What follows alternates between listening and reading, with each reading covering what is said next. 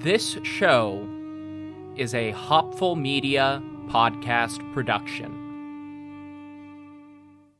How do you feel when you switch to Geico and save on your car insurance? It's like going to work on one Thursday morning and thinking to yourself, just one more day until Friday. But then somebody in the elevator says, Happy Friday! Then you check your phone quickly and discover today is actually Friday. So yes, Happy Friday, random stranger in the elevator. Happy Friday indeed. Yep, switching and saving with Geico feels just like that. Get more with Geico. How do you feel when you switch to Geico and save on your car insurance? It's like going to work on one Thursday morning and thinking to yourself, just one more day until Friday. But then somebody in the elevator says, Happy Friday! Then you check your phone quickly and discover today is actually Friday. So yes, Happy Friday, random stranger in the elevator. Happy Friday indeed. Yep, switching and saving with Geico feels just like that. Get more with Geico.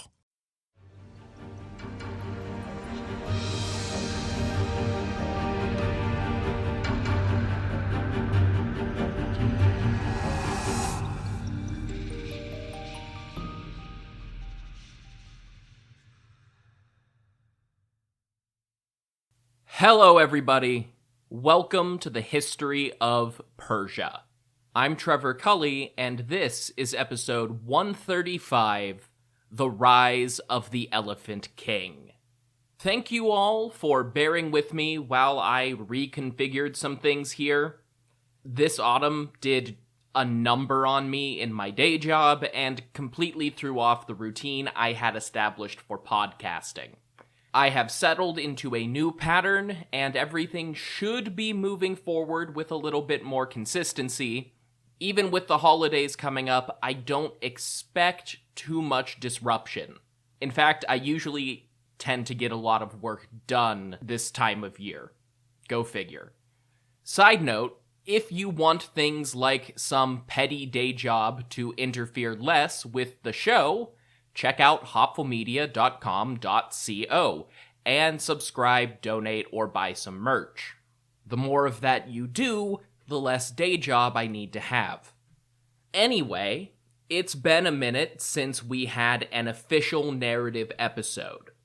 We last checked in with Seleucus in episode 131 with his war against Antigonus Monophthalmos and Demetrius for dominance in Babylon.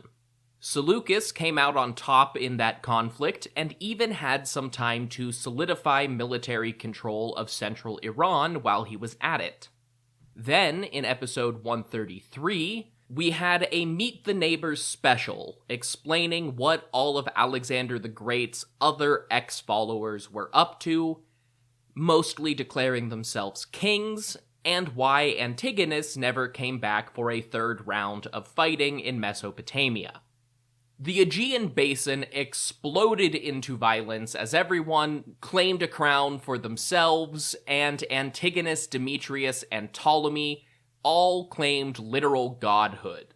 That episode went all the way up to 301 BCE, and ended with the dramatic foreshadowing that Seleucus would arrive in the west with a giant elephant army.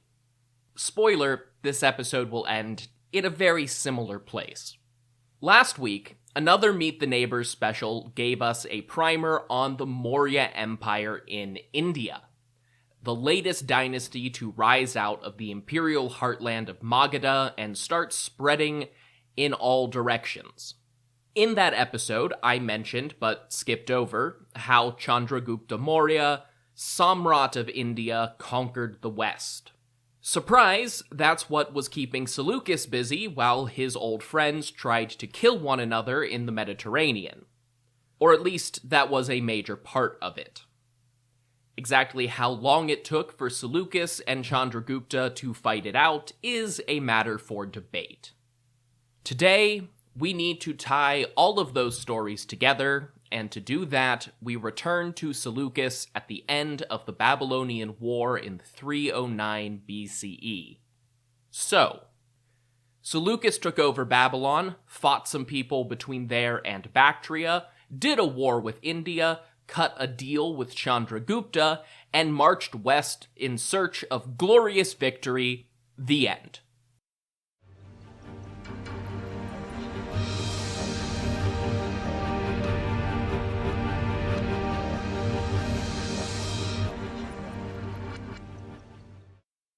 Okay, you can see the timestamp, so you know that I'll do a little more than that. But that summary really is just about all we get from the sources. And when I say sources, I mean modern secondary and tertiary documents too.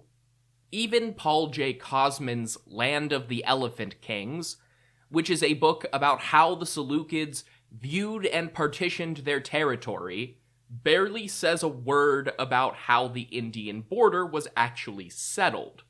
And there is a reason for that. We quite simply don't actually know. Even our surviving ancient sources, including fragmentary quotations from Megasthenes, the Seleucid ambassador to the Maurya court, say nothing about this conflict beyond it happened. And yet, it represents one of the most significant shifts in this entire podcast and ancient history more broadly. It's not like a major dynastic change, but it is the single most significant change in Iran's political borders up to this point, knocking the Athenian conquests in the 5th century to a distant second. So this episode is going to be a lot of me postulating on my own based on the scraps I could get from research. Part of the lack of detail comes down to the usual suspects. India was too far from the Greco-Roman authors to get reliable information. The Babylonian sources in the middle are largely lost to time. The Indian sources now acknowledge that there is a West, which is an improvement, but they still aren't interested in it. The thing is, the Greek sources weren't nearly as interested in it as they might have been a decade earlier either. When Antigonus defeated Eumenes and conquered the East, he carried out a purge of the existing satraps, left there by Alexander. So a lot of Alexander's companions, the people who captured the imaginations of later historians, were gone by the time Seleucus returned to Babylon. On top of impacting our sources, it also means that the new king in Babylon, or more accurately, the satrap who would declare himself king a year later, inherited a fraught political situation when the Babylonian War ended in 309. We know even less about that than we do about the Indian border. At least Chandragupta is dynamic enough as a historical figure that he provides fuel for speculation. Justin mentions that Seleucus fought a war in Bactria around this time, and we get absolutely no further information to speak of. There is a single sentence in all of our ancient sources describing this period between 309 and 305. It's not even clear if Justin means that Seleucus fought the satrapy of Bactria specifically, or if he's using the traditional Greek sense of Bactria as vaguely somewhere in northeastern Iran and Central Asia. So this could include anything from the Dahai Saka on the Caspian Sea, Khorasmia near the Aral, Margiana, Sogdia, any of it, all get kind of lumped in together as Bactria in this context. We have direct references from the description of the war with Antigonus, establishing that Persis, Susiana, and Media all submitted to Seleucus before 309. And Evagoras, the satrap of Aria installed by Alexander, died in battle during the Babylonian War. So we can assume that Seleucus exploited the power vacuum to seize control of the northwestern corner of modern Iran too. We hear nothing about the more southern provinces in Drangiana and Gedrosia, or the specific satrapies around the Caspian Basin.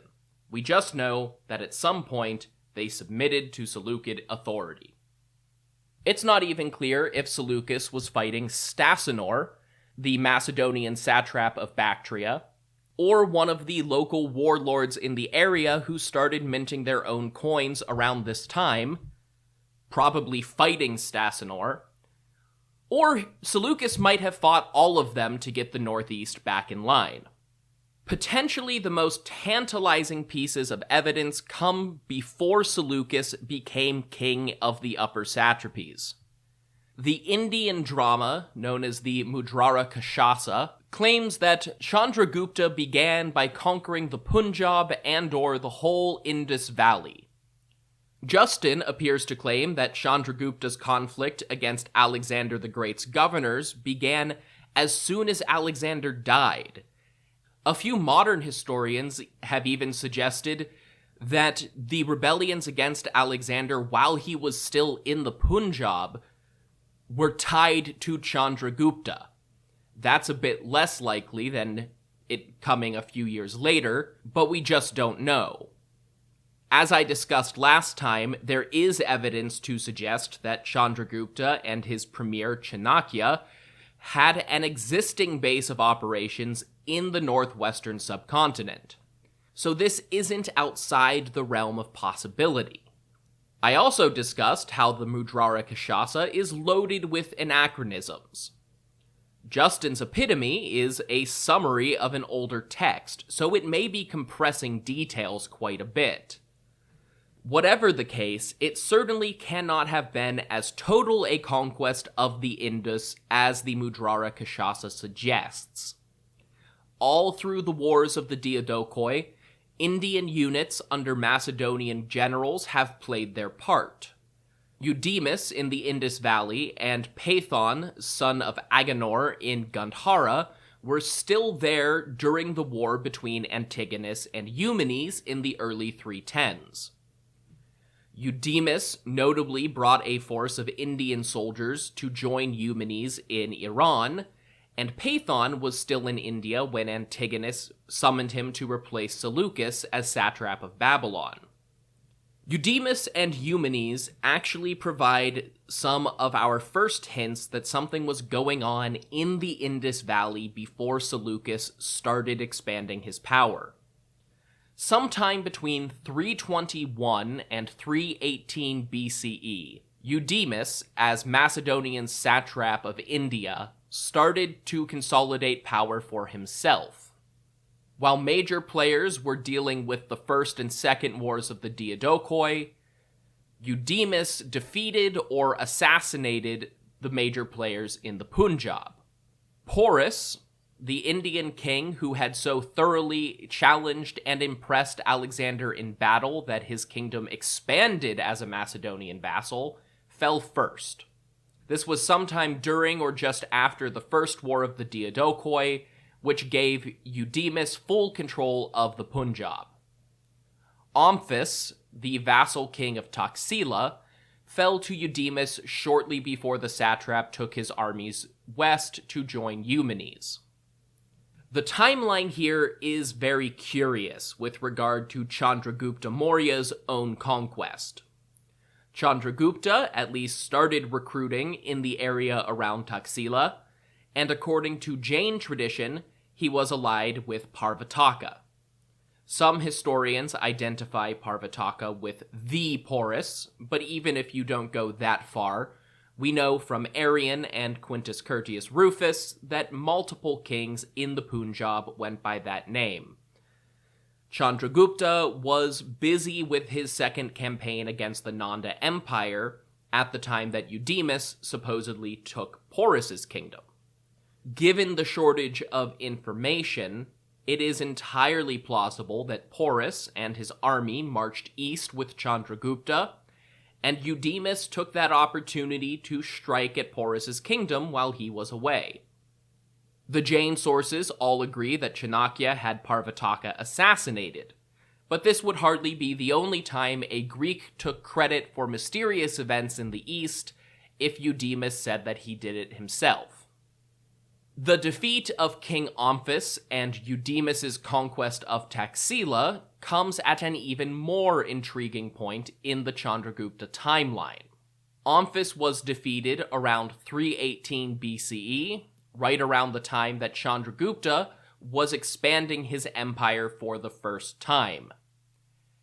Every source agrees that Chandragupta was a prominent student in Taxila in the years before the Macedonian invasion. This could have been Eudemus just consolidating his power and taking the last independently powerful city in his lands. But by this time, Eudemus controlled the whole Indus Valley around Taxila. Omphis could not have realistically challenged Macedonian rule on his own, but he could have been hoping for outside support when Chandragupta started marching toward the Indus.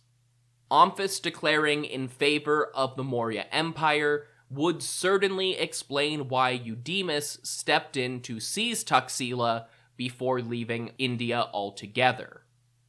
Speaking of Eudemus's trip west, he joined Eumenes in Iran and became one of the generals to betray his new commander to Antigonus. Eudemus and his co-conspirator Antigenes were put to death alongside many of Antigone's most oppositional soldiers in the Silver Shields, which was Macedon's royal guard corps. Their third co-conspirator against Eumenes was Teutomus. He was spared by Antigonus. After all, they couldn't execute every Silver Shield, so Teutomus was put in command of the now-disgraced guard unit when they were sent to Arachosia. Satrap Sabirtius was instructed to send small units of Silver Shields on suicide missions to slowly wipe them out with minimal dishonor. That does raise the question of what was going on in Arachosia that required so many suicide missions. Well, Arachosia is the border province between the rest of Iran and the northern passes through the Hindu Kush. And we are now in 316 BCE. Depending on the timeline you accept for the Mauryan invasion of Macedon's territory, the war may have been very brief and a decade later, or quite protracted. In the latter case, 316 is right around the time that Chandragupta would have been assaulting Macedonian India. Based on the outcome of the war, I've never really understood the argument for the shorter, later interpretation of the conflict. The Mauryan Empire gained too much through negotiation if they had barely touched the Indus in 305 BC. However, 316 would be the perfect time to strike. The satrap of the Indus Valley had just been executed, and his army was broken and on its way further west with Antigonus. Oxyathres, the father-in-law of Alexander the Great, was likely a very old man or just dead in his satrapy of Peripomesidae near modern Kabul. We don't hear anything about Gandhara after Paithon left for Babylon. These satrapies were neglected, weakened, and vulnerable even before Eudemus destroyed their military base. It was the perfect time for Chandragupta to invade and sweep through the remaining Macedonians in the region, and even to press his advance up into the mountains. So we know that the political situation was primed for an invasion. We know that Chandragupta was on the warpath, and we know that the Silver Shields were being thrown against some very dangerous threat in or around the Arachosian border. I think that makes war between Chandragupta and Antigonid forces the most likely explanation here. Of course, wars, and generally being in the 4th century BCE, really slow down the flow of information across West Asia. So when Seleucus left Babylon in 316, he had probably heard a little bit about the dynastic shift in far eastern India and Eudemus's apparent conflict with Chandragupta's allies in the Indus Valley. Then, when he got back to Babylon in 309, he started hearing about how the Mauryan armies were pushing through the mountains and attacking on the western side. But before he could even deal with that problem, there were a half dozen satrapies to get back in line across Iran and Central Asia. So we will explore what little we know about the coming war after a quick break.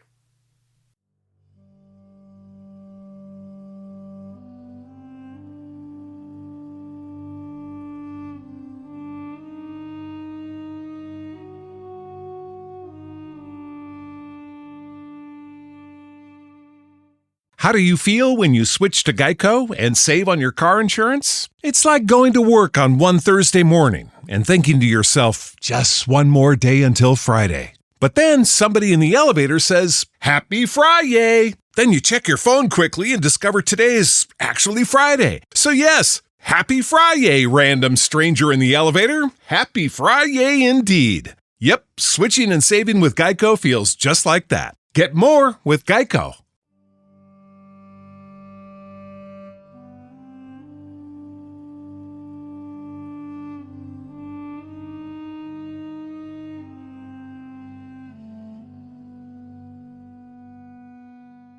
We are back, and we are just about to start the Seleucid-Mauryan War.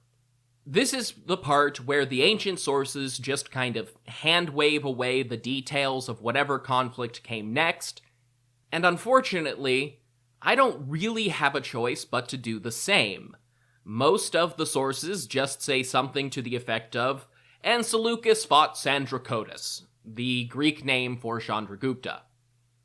One source, and a name that everyone should get used to hearing, has a little more to say that has puzzled historians for generations.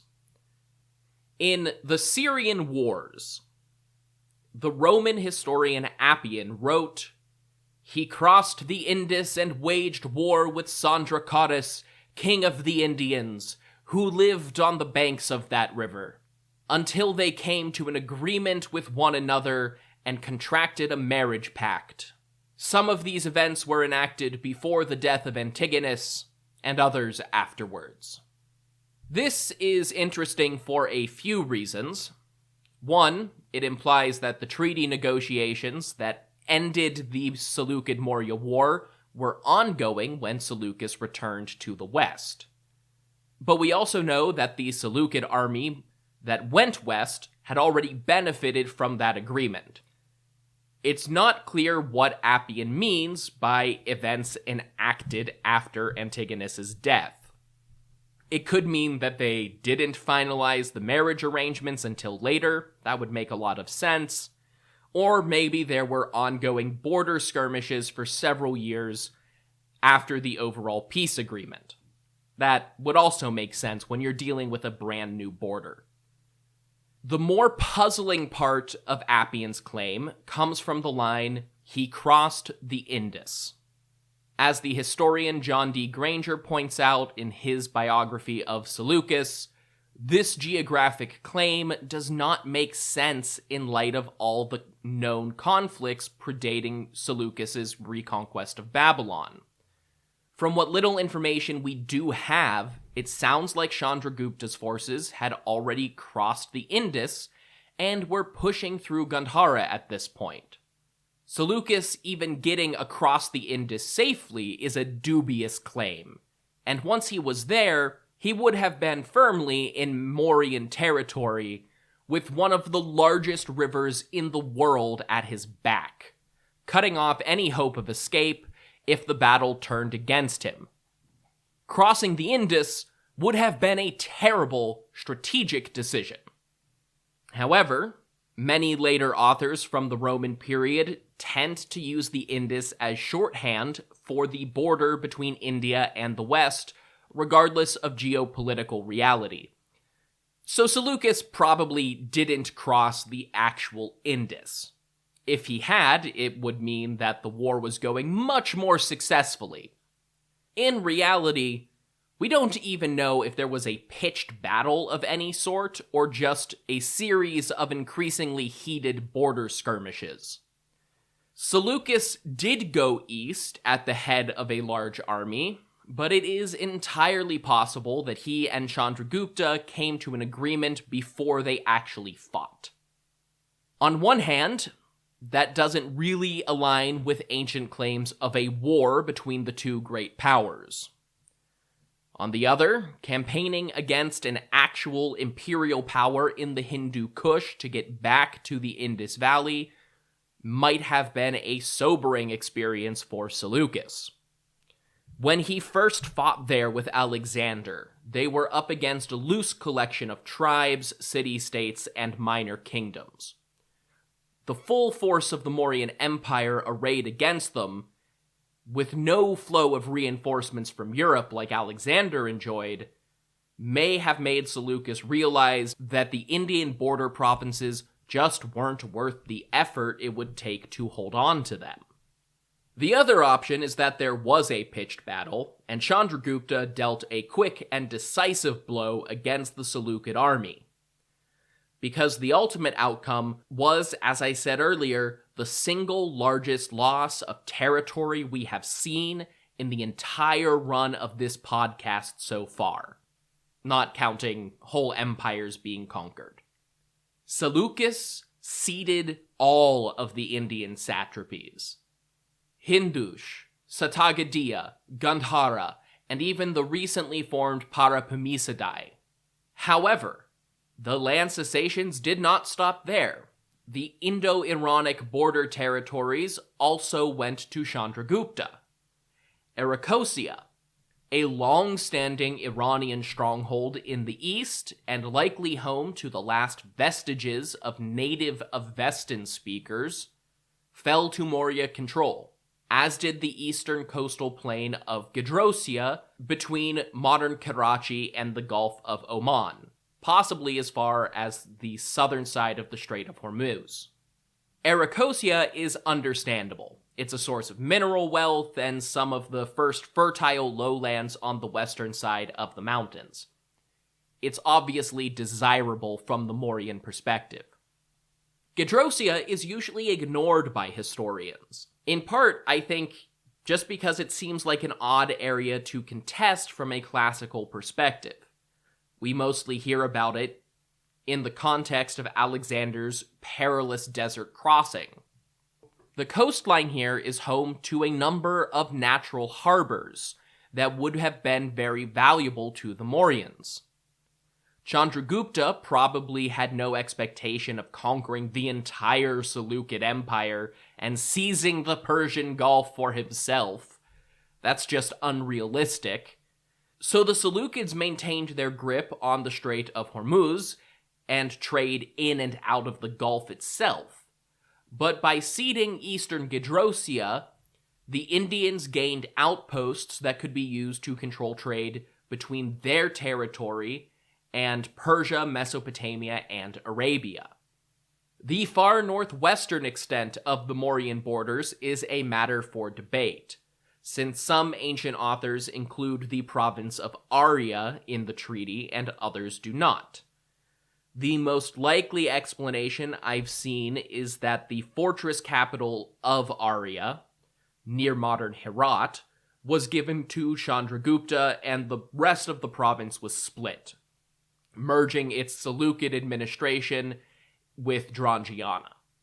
The final picture depends on how generous you want to be with the exact borders, but a lot of this area is also kind of inhospitable no man's land even today.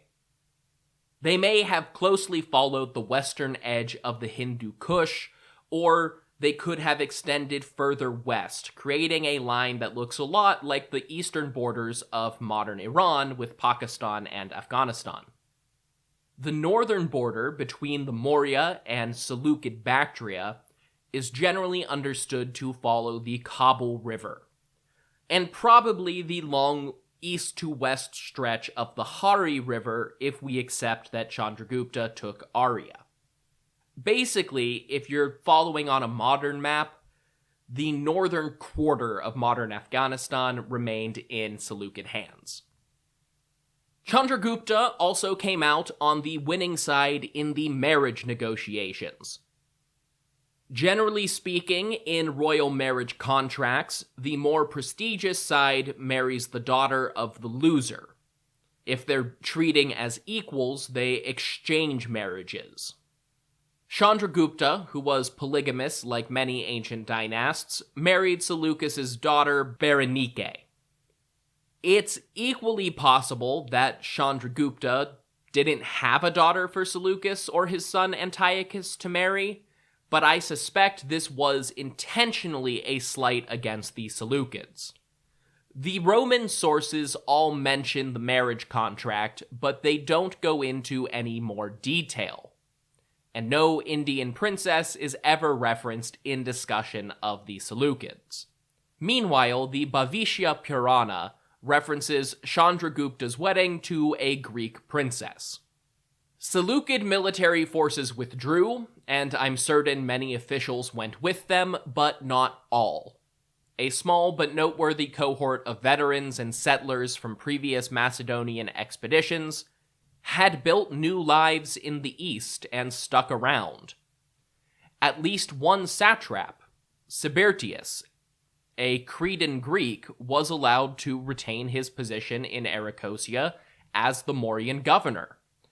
When Seleucus returned from his war against Antigonus in the west, he sent the ambassador Megasthenes to establish diplomatic relations. And Megasthenes spent plenty of time living in Sibirtius's court at Arachosian Alexandria, now a Mauryan city. We've seen proof in recent episodes that Seleucus was an extremely competent general and politician. On its surface, this seems like a gargantuan defeat for our new king. And while I'm sure he lamented the loss of Indian gold, Seleucus did get something out of this deal. I suspect that it was based on the very reason that Seleucus realized he couldn't beat Chandragupta militarily. Like the rest of his Greek and Macedonian peers, Seleucus still fostered ambitions of conquering Macedon and reuniting the empire of Alexander. He was, after all, a Macedonian king who just happened to be in Babylon at the moment. Up to this point, we have seen how effectively elephants could turn the tide in Macedonian warfare. They were large enough to plow through horsemen and infantry phalangites with devastating effect, and the Westerners were just starting to innovate new tactics to combat this. In the war between Alexander and Darius III, we saw just 2 elephants in the Battle of Gaugamela, both of which got heat exhaustion before combat even began. In the campaign through the Indus Valley, we saw more, in the order of dozens, and Alexander took many back to Babylon with him. Since then, the eastern satraps imported more of the great animals from India. It's also likely, just based on numbers, that some of the western rulers were starting to experiment with the now extinct North African elephant, either captured in Egypt and Libya or imported from trainers in Nubia. At most, we have seen just over 100 elephants deployed by a single side in even the largest battles between the Diadochoi. Most of our Indian sources up to this point are poetic, religious, and likely exaggerating their numbers a bit. But if we keep in mind these armies that the Achaemenids and Alexander were able to field at their height and use the same metrics, major Indian armies were still fielding thousands of elephants at a time. Thousands. They were operating on another order of magnitude from the Greeks. Imagine you're a Seleucid soldier. You're a veteran. You've seen it all, from great battles in Syria to over 100 elephants fighting against you with the Antigonids.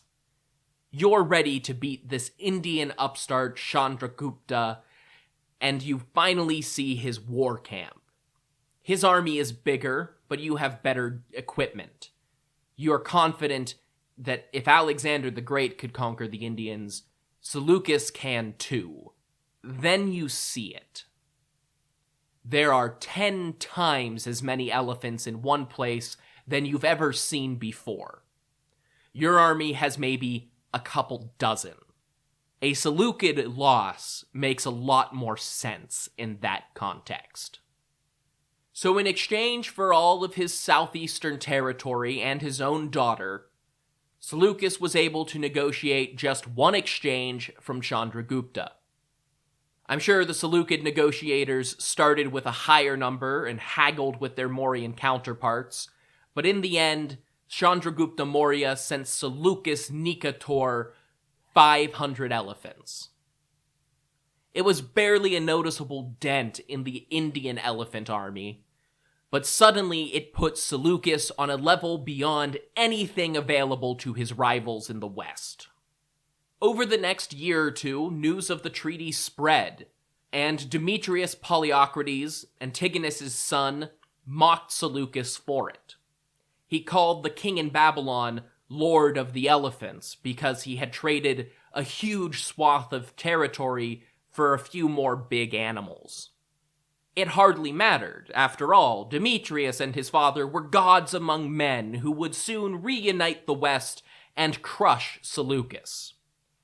They had heard all about how much fighting it took to bring the upper satrapies to heel, and now Seleucus didn't even have India to back him up. How big a threat could he really be? All the Antigonids had to do was wrap things up in the West, which they had almost done, while Seleucus continued burning resources while he tried to consolidate in the East. Then they would sweep through and take over the whole empire once again. But then we wrap back around to episode 133.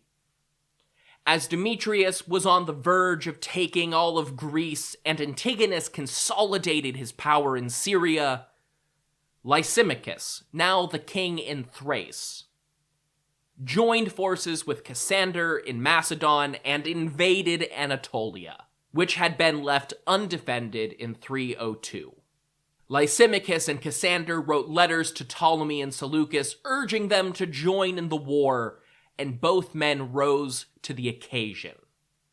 While Demetrius mocked Seleucus for giving up his territory, Seleucus had already settled the issues of Bactria and central Iran. His treaty with Chandragupta ended the threat on his eastern flank. They were still battling the Dahai Saka in the northeast, but that was nothing new. There would always be steppe raiders.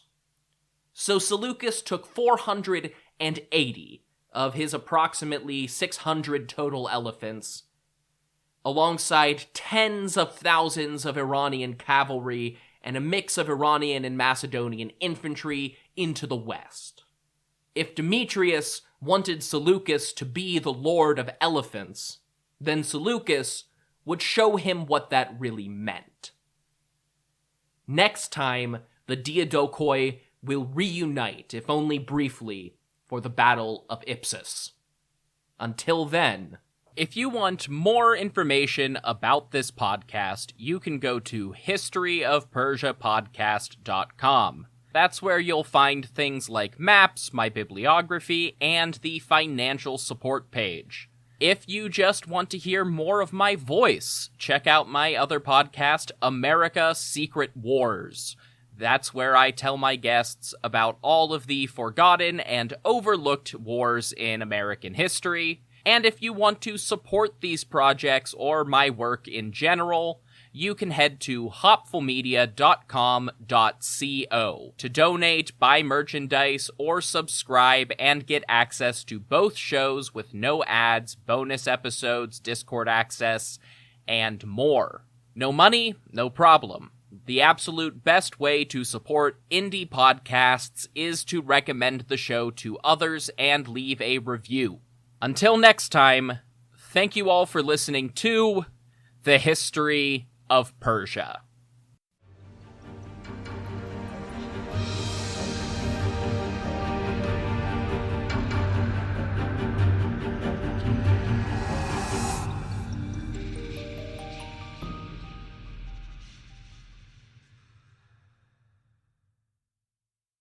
How do you feel when you switch to Geico and save on your car insurance? It's like going to work on one Thursday morning and thinking to yourself, just one more day until Friday. But then somebody in the elevator says, Happy Friday! Then you check your phone quickly and discover today is actually Friday. So yes, Happy Friday, random stranger in the elevator. Happy Friday indeed. Yep, switching and saving with Geico feels just like that. Get more with Geico. How do you feel when you switch to Geico and save on your car insurance? It's like going to work on one Thursday morning and thinking to yourself, just one more day until Friday. But then somebody in the elevator says, Happy Friday! Then you check your phone quickly and discover today is actually Friday. So yes, Happy Friday, random stranger in the elevator. Happy Friday indeed. Yep, switching and saving with Geico feels just like that. Get more with Geico.